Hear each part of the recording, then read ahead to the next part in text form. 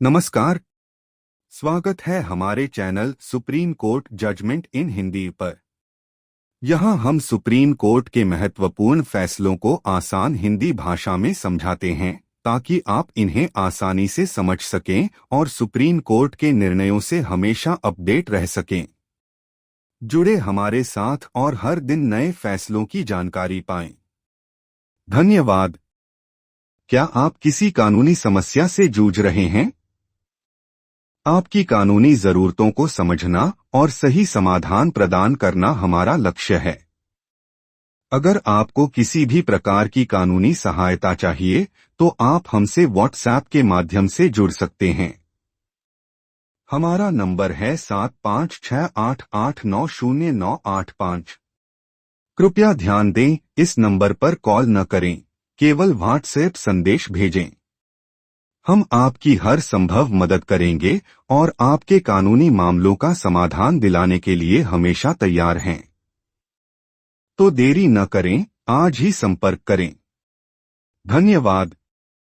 नमस्कार दोस्तों, क्या आप जानते हैं कि अगर आप किसी जमीन का सौदा करते हैं और बाद में कोई दूसरा व्यक्ति भी उसी जमीन पर दावा कर दे तो आपके कानूनी अधिकार क्या होंगे? आज हम बात करेंगे एक बेहद दिलचस्प और महत्वपूर्ण केस पर जिसमें सुप्रीम कोर्ट ने ऑर्डर टू रूल 2 CPC पर बड़ा फैसला सुनाया है। अगर आप बिजनेस करते हैं, प्रॉपर्टी डीलर हैं या कानूनी मामलों में रुचि रखते हैं तो इस वीडियो को पूरा देखें। आखिर में हम आपको बताएंगे कि इस जजमेंट का इस्तेमाल आप अपने केस में कैसे कर सकते हैं। तो चलिए शुरू करते हैं। केस का परिचय। इस केस का नाम है कडलोर पावरजेन कॉरपोरेशन एलटीडी बनाम केम्प्लास्ट कडलोर वाइनल्स एलटीडी और इसे सुप्रीम कोर्ट ने 15 जनवरी 2025 को तय किया। मामला यह था कि एक ही जमीन के लिए 2 अलग अलग दावे किए गए और सवाल उठा कि क्या दूसरा मुकदमा कानूनन वैध है या नहीं। इस केस में ऑर्डर टू रूल 2 CPC की व्याख्या की गई, जो कहता है कि अगर एक वादी प्लेंटिफ ने एक बार मुकदमा दायर कर दिया तो वह उसी मुद्दे पर दूसरा मुकदमा नहीं कर सकता। लेकिन क्या इस केस में यह नियम लागू हुआ? चलिए देखते हैं। केस के महत्वपूर्ण तथ्य। इस केस में मुख्य रूप से 3 पार्टियां थीं। वादी प्लेंटिफ केम्प्लास्ट कडलोर वाइनल्स एलटीडी। प्रतिवादी 1 defendant no 1 Mrs Senthamizh Selvi. प्रतिवादी 2 डिफेंडेंट नो 2 कडलोर पावरजेन कॉरपोरेशन एलटीडी। 2007 में वादी ने 1 एकड़ जमीन खरीदने के लिए प्रतिवादी 1 के साथ 1,50,000 रुपए में बिक्री समझौता अग्रीमेंट फॉर सेल किया और उसे कब्जा भी मिल गया। बिक्री पावर ऑफ अटॉर्नी POA दिया गया। प्रतिवादी 1 ने एक अपरिवर्तनीय इरिवोकेबल POA वादी के पक्ष में जारी किया ताकि वह जमीन की रजिस्ट्री करवा सके। समझौते की पंजीकरण रजिस्ट्रेशन ऑफ सेल अग्रीमेंट 07/09/2007 उदास स्माइली वादी ने बिक्री समझौते को सब रजिस्ट्रार के पास रजिस्टर्ड भी करवा दिया। प्रतिवादी 1 का अचानक मुकरना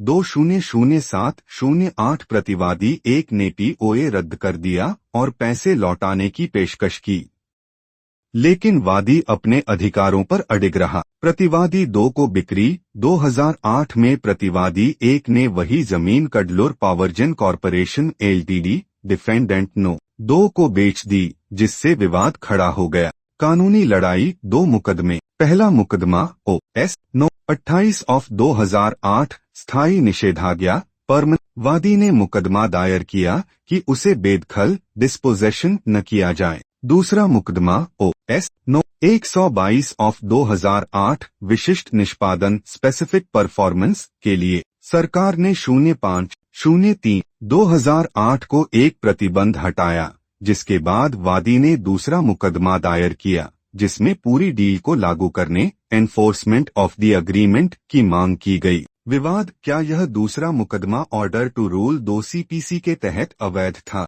अदालतों का निर्णय। Court proceedings verdict. Trial court 30/04/2009 उदास स्माइली। फैसला अपीलकर्ता डिफेंडेंट नो 2 के पक्ष में गया।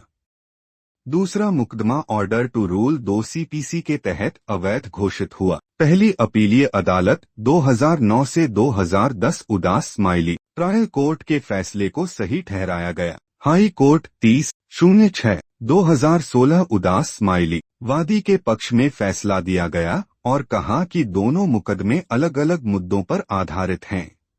सुप्रीम कोर्ट 15/01/2025 उदास स्माइली सुप्रीम कोर्ट ने हाई कोर्ट के फैसले को बरकरार रखा और कहा कि ऑर्डर टू रूल 2 CPC लागू नहीं होता क्योंकि दोनों मुकदमों के उद्देश्यों में अंतर था। दोनों पक्षों की दलीलें आर्ग्यूमेंट्स ऑफ द पार्टीज अपीलकर्ता defendant no 2 Cuddalore पावरजेन corporation LTD की दलीलें वादी को पहला मुकदमा दायर करते समय ही विशिष्ट निष्पादन स्पेसिफिक परफॉर्मेंस की मांग करनी चाहिए थी। एक ही कारण सेम कॉज ऑफ एक्शन पर 2 बार मुकदमा दायर करना गलत है। उन्होंने जमीन को बोनाफाइड सही नियत से खरीदा था, उन्हें इस विवाद की जानकारी नहीं थी। उत्तरदाता प्लेंटिफ केम्प्लास्ट कडलोर वाइनल्स LTD की दलीलें पहला मुकदमा सिर्फ स्थायी निषेधाज्ञा परमानेंट इंजंक्शन के लिए था, न कि बिक्री समझौते को लागू करवाने के लिए। उस समय विशिष्ट निष्पादन स्पेसिफिक परफॉर्मेंस की मांग नहीं की जा सकती थी क्योंकि सरकार का प्रतिबंध था। प्रतिबंध हटने के बाद दूसरा मुकदमा दायर करना पूरी तरह से वैध था। इस जजमेंट का आपके लिए क्या मतलब है? अगर पहले मुकदमे में कोई राहत रिलीफ उपलब्ध नहीं थी तो दूसरा मुकदमा दायर किया जा सकता है। अगर आप किसी संपत्ति विवाद में हैं तो अपने पहले मुकदमे में सभी संभावित दावे क्लेम्स को शामिल करें ताकि बाद में कोई बाधा न आए। यदि कोई आपको ऑर्डर टू रूल 2 CPC का हवाला देकर रोक रहा है तो यह देखना जरूरी है कि क्या पहले मुकदमे में वह दावा किया जा सकता था या नहीं। तो दोस्तों, आपको यह जानकारी कैसी लगी? क्या आपके साथ भी कभी ऐसा कानूनी मामला हुआ है? कमेंट में हमें बताइए। मिलते हैं अगली वीडियो में। अगर आपको हमारा कंटेंट पसंद आ रहा है और आप भी रोजाना सुप्रीम कोर्ट के नए फैसलों से अपडेट रहना चाहते हैं तो कृपया हमारे चैनल को लाइक करें, सब्सक्राइब करें और बेल आइकन भी दबाएं ताकि आपको हर नए वीडियो का नोटिफिकेशन मिल सके। आपके सपोर्ट से हमें और बेहतर कंटेंट बनाने की प्रेरणा मिलती है। धन्यवाद।